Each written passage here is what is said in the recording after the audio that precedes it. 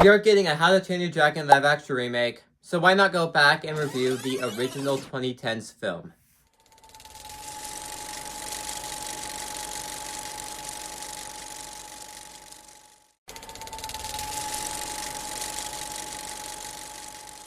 And straight off the bat, this is one of DreamWorks' best films that they have. A lot of different factors just come into play to make this movie as magical and special that it is. When it comes to the amazing score, the characters, or the story, just all these different elements build together to make the movie that you see. And I'm about to dive into all of that. This movie does a good job at world building and transporting you into that world. In the first opening scene, it tells you everything you need to know about dragons, about Vikings, and about this culture of this world, that you're not left with any questions. It doesn't really play it off as a heavy expedition dump, but more as, this is what our world's like, as a neat narration to have at the start of the film, and it tells us everything we need to know about the film without it feeling forced. And it just marked the start of this world. All these other sequels kind of expand more on the world, but the first movie is very much more simple. A guy and a dragon bond together, when they're not really supposed to bond. That's an interesting concept. A formula like that has been done over and over again by this point. If a film did it today, people will most likely complain that we've seen this formula too many times. But this movie makes that formula not feel like we've seen it before, because multiple movies across different storytelling genres have done this formula. Dragons scary, we have to fight them. Oh no, dragons are not actually scary, they're just defending themselves and they're both in terror. And also alongside that, son not like his father. Father want his son to be better. We've done that formula so many times across different stories and different movies. But this movie makes it work. Not only is the story have all that heart, all that magic, but also the characters help it, the story helps it, and just all these different factors come into play to make the movie not feel like we've done this formula before, why are we doing it again? We want something new. It doesn't feel like that. Instead, it's a powerful, magical, special, gut-punching experience where you care for these characters, you care what they're going through, and that just builds all these different pieces together and makes the movie that you see. And alongside that, the score is also magical.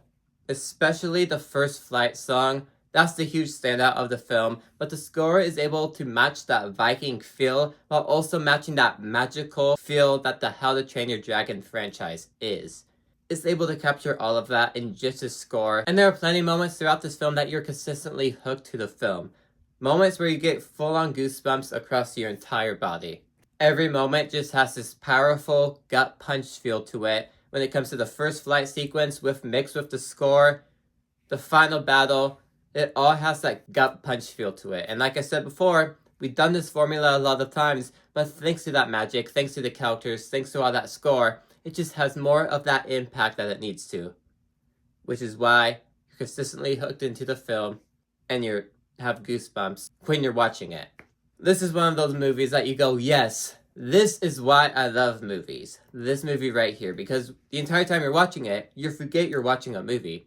That's just how immersive the world is, the world building, the story, the characters. You're in love with all of it, that it completely just takes you into the film, takes you into this world of How to Train Your Dragon, that you just fall in love with these characters, you fall in love with the world. And that's all what this first movie did. It introduces you to the world, the characters, the dragons, all of it, and you just fall in love with the movie. This is the movie that you go, yes, this is why I love movies. This movie captures everything great about them. The story, the characters, it all just lines up to make How to Train Your Dragon. But real quick, if you want to help me reach my goal of 1K by the end of the year, consider hitting that subscribe button, and let's get back to the video.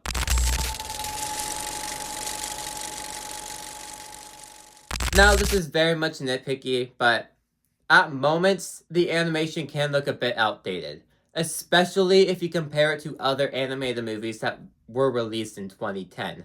If you told me this was a 2005, early 2000s film, I'll believe you on that. But the animation looks like it was made on a cheap budget, but not too cheap. When you compare it to a studio like Pixar, 2010, they made Toy Story 3, the animation looks completely different. But this is a small nitpick, because the animation is still good, it's still watchable, it's not completely outdated, but compared to other movies released around the same time, it could be a bit better. And when your budget is $165 million, and the animation looks cheap like this, but again, small nitpick, it doesn't really affect the story, and it's still nice animation, it just could have been a bit better. But How to Train Your Dragon is definitely one of DreamWorks' best films. It has a great score, story, characters, and just completely immerses you in this world of these Vikings. It introduces a lot of things without having the stakes too grand and large like some of the other installments in this franchise. And although we've seen this formula done before in different movies, this movie still finds a way to make it work and new. And that's thanks to all these different factors that make the movie work so well.